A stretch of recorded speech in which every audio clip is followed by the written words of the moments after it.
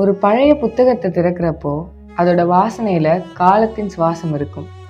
ஒவ்வொரு பக்கத்திலுமே நினைவுகளின் தடங்கள் இருக்கும். அது போல ஒரு உண்மையான திரையரங்கம் சுவர், இருக்கைகள் மட்டுமல்ல, சினிமா வரலாற்றினுடைய மறக்க முடியாத அத்தியாயத்தை நினைவுபடுத்திட்டே இருக்கும் ஒரு சின்னம். அப்படி திகழ்ந்த ஒரு திரையரங்கம் தான் ஏவிஎம் ராஜேஸ்வரி தியேட்டர். வடபழனியோட லேண்ட்மார்க்கா கிட்டத்தட்ட 50 வருஷங்களா இருந்துட்டு இருக்கு. கடந்த 5 வருஷத்துக்கு முன்னாடியே திரைப்படங்கள் திரையிடுறத நிறுத்தி இருந்தாலுமே அது அந்த இடத்துக்கும் பல மக்களுக்கும் நீங்காத ஒரு நினைவு சின்னமாவே இருந்திருக்கு.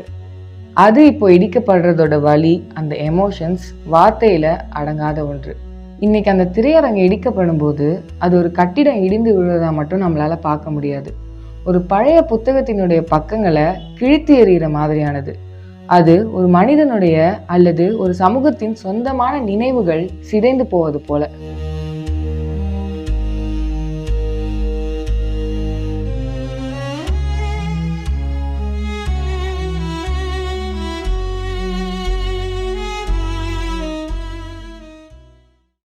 இன்னைக்கு ஒரு நியூஸ் பார்த்தேன். ஸோ இன்னிலேருந்து இடிக்க போறாங்க. ஆக்சுவலாக இடிச்சிட்டாங்க, மூடியாச்சு. லாக்டவுன்ல இருந்தே இது திறக்கப்படல. இருந்தாலும் இடிக்க போறாங்கன்னா என்னதான் இருந்தாலும் நம்ம ஒரு ஃப்ரெண்ட்ஸு, ரிலேஷன்ஸ் இந்த மாதிரி யாராவது தவறிட்டா எப்படி ஒரு ஃபீலிங் இருக்குமோ அந்த மாதிரி காலையில எனக்கு ஒரு நியூஸ்ல பார்க்கும்போது எனக்கு இருந்தது. நம்மளை போல ஏழைப்பட்டவங்க எத்தனை பேர் வேலை பாக்குறாங்க அதுல சொல்லு. அதுதான் ஏன் வேணும். இப்போ இடிச்சிட்டாங்கன்னா அப்புறம் என்ன, ஆம்புலன்ஸ் கட்டினாங்கன்னா என்ன இருக்கு? வேலைக்கு வேலையே இல்லை. தியேட்டர்னா 4 பேருக்கு பொழப்பு இருக்கு, கொள்ளுறாங்க, எல்லாம் செய்யறாங்க. அந்த இடிச்சிட்டு ஏதோ பிளாட் ஏதோ வேலை பண்றாங்க. எனக்கு தெரிஞ்சு இப்ப மறுபடியும் இடிச்சிட்டு மறுபடியும் அந்த தியேட்டர் கட்டினா கூட எனக்கு நல்லா இருக்கும். ஃபேமிலியோட அப்போ படம் போய் பார்க்கறதுக்கு நல்லா இருக்கும். சொல்லல, கேட்கலையே கஷ்டம்.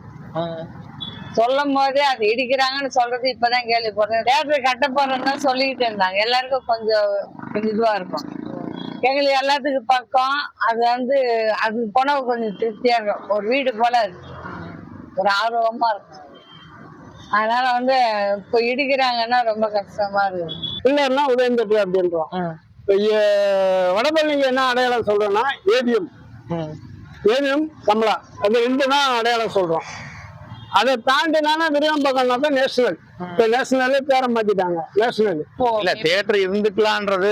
ஏன்னா இப்ப இருக்கிற நியூ ஜெனரேஷன் அந்த ஓல்டு ஸ்டைல விரும்ப மாட்டாங்க யாருமே. ஆனா பழைய ஆளுங்க வந்தது அவங்களோட பட்ஜெட்ல அது ஓகே. இப்ப இருக்கிற ஜெனரேஷன் நல்ல மால் மாதிரி இருக்கிற இடத்துலதான் பாக்கணும்னு. ஏன்னா இப்ப விஜயா போற மால் பாத்தீங்கன்னா நல்ல கிரௌட் தான் வருது, எல்லாம் என்ஜாய் பண்ணி. இப்ப இருக்க யங்ஸ்டர்ஸ் அந்த மாதிரி. இப்ப மால்லாம் வேலை கூட, அப்படிங்கெல்லாம் வேலை நல்லா இருந்து தியேட்டர் இருக்கும்போது நல்லா வசதியா இருந்தது. அந்த தியேட்டர் மூடிட்டான். ஒரு 2 வருஷம் இருக்கணும். அதுல இருந்து எங்களுக்கு வேற இதுதான். அதே தியேட்டர் மூடும்போது இதுல இதுவும் போயிடுச்சு. நினைவு சின்ன மாதிரி இந்த தியேட்டர். அதே மாதிரி டிக்கெட் எல்லாம் பாத்தீங்கன்னா 10 ரூபாயில இருந்து இருக்குது. மினிமம் மேக்சிமம் 30, 40 தான் நான் கடைசியா வரைக்கும் பார்த்தேன். ஏஎம் தியேட்டரை பொறுத்த அளவுக்கு எப்படின்னா வேலை கம்மியா இருக்கும்.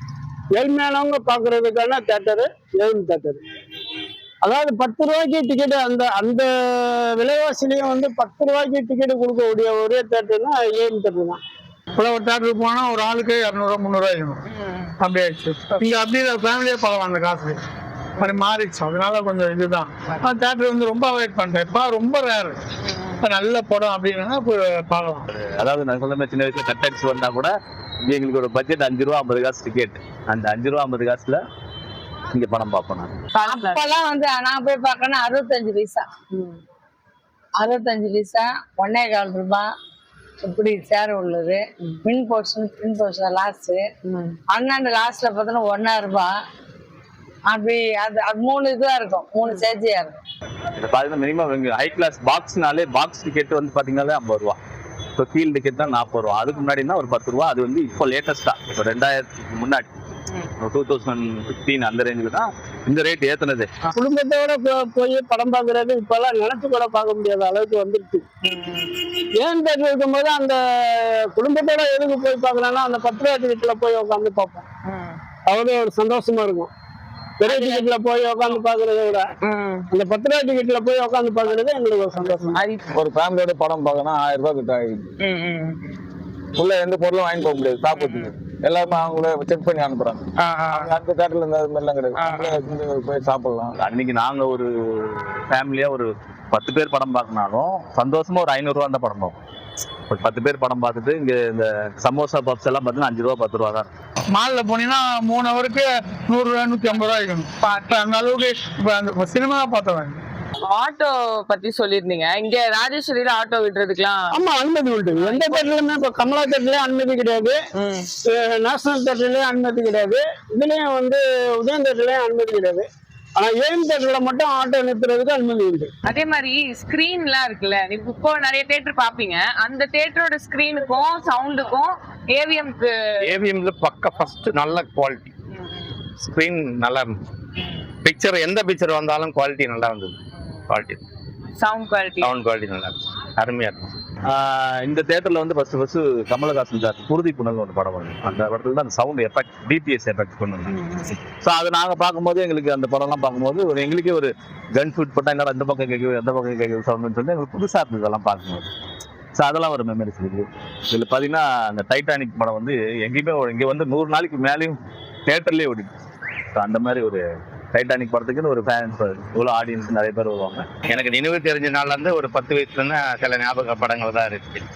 சகலகலா வல்லவன், சம்சாராது மின்சாரம், பாட்டி சொல்ல தட்டாதே, இந்த மாதிரி படங்கள் தான் எனக்கு மெமரிஸ்ல இருக்கு. அப்போ அந்த படங்கள். இப்போ வந்து எனக்கு தெரிஞ்சு மின்சாரம் படம் வந்து அப்போ பார்த்தேன். அப்பெல்லாம் நல்லா இருந்தது படம். இங்கிலீஷ் படங்கள் நிறைய போட்டாங்க. அதுக்காக தான் நாங்க நிறைய பேர் வருவோம். அதாவது டெர்மினேட்டர் 2 அந்த மாதிரி படம், டைட்டானிக்கு, இண்டிபெண்டன்ஸ் டே, இதெல்லாம் வந்து எஃபெக்டோட இங்க பாக்குறோம். இதுக்காக லைக் பண்ணி ஓடியாரும். இதுக்காக அந்த படங்கள் பார்க்க. தமிழ் படங்கள் நிறைய இருக்கும், இங்கிலீஷ் படம்லாம் அங்க பாக்கணும்னா ஒரு எஃபெக்ட் இருக்கும் அப்படின்னு சொல்லிட்டு ஓடியாருவோம். ரஜினி படம் பார்த்துருக்கேன். ரஜினி படம், அப்புறம் கமலஹாசன் படம், அப்புறம் சத்யராஜ் படம், அப்புறம் வந்து பழைய நடிகர் படம், எல்லா படமும் பார்த்தேன். இந்த படம் ரிலீஸ் ஆகுதா ஸ்கூல்ல கட்டத்துக்கு வந்து பார்ப்போம். மனோரமா வந்து பாட்டி சொல்ல தட்டாது, அது ரொம்ப நாள் ஓடுச்சு. அப்புறம் அந்த இவரு லாரன்ஸ் இது வந்து ஒரு கான்சனான்னு ஒரு படம் ஒண்ணு எடுத்திருந்தாரு. அப்புறம் கான்சனா 2ன்னு ஒண்ணு எடுத்திருந்தாரு. அதெல்லாம் போய் பார்ப்போம். மனோரமா படம் எல்லாம் எத்தனை வாட்டி பாத்திருக்கீங்க? ரொம்ப நாள் அது பார்த்துட்டு ஒரு 5-6 வாட்டி பார்த்துருப்போம். அது இன்னும் பார்த்துட்டே அதோட சலிக்காத படம். புது படம் ரிலீஸ் ஆச்சுன்னா டிக்கெட்டு கிடைக்காது. அவ்வளவு மும்முரமா நல்லா ஓடிட்டு இருந்த தேட்டர் இது. இப்பதான் இது அடைச்சி வச்சுட்டாங்க. மறக்க முடியாது. தாரகன், நிறைய தேட்டர், கிரவுன், கிருஷ்ணா, அது மாதிரி நிறைய தேட்டர், சினிமா அது ஒரு தேட்டர், பழைய தேட்டர்ல. அது மாதிரி தேட்டர்லாம் வந்து பழைய தேட்டர்லாம் போயிடுச்சு. ரொம்ப ரேர் இது மாதிரி தேட்டர்ல பாக்குறது. புதுசா வருது, இந்த அளவுக்கு வசதி வருது. அது ஒரு நேரம் போறோம், உட்காந்து பார்த்தோம், வரோம், காசு டிக்கெட். ஒன்ஸ் ஒரு டைம் தான் பார்க்க முடியும். இது எப்போனா நம்ம இது மாதிரி ஃபேமிலியோட போகலாம். ஊருக்காக கிடையாது, ஒரு உலகத்துக்காக அது ஒரு பொருள் காட்சி போல. அது நல்ல ஃபேமஸ் ஆனது. ஒரு தெரியாத ஒரு ஆளு ஒரு சென்னைக்கு வந்துட்டாங்கன்னா ஒரு அடையாளம் காமிக்கிறது ஏவிஎம் தான். இப்ப ஜிலோன்னு இருக்குதுமா. திருப்பி எப்ப வரும்னு யோசிக்கிறோம். நாங்க வந்துச்சுன்னா மறுபடியும் அந்த இடம் பொங்கும். நாங்க ரொம்ப மிஸ் பண்றோம் ஏவிஎம். அவ்வளவுதான்.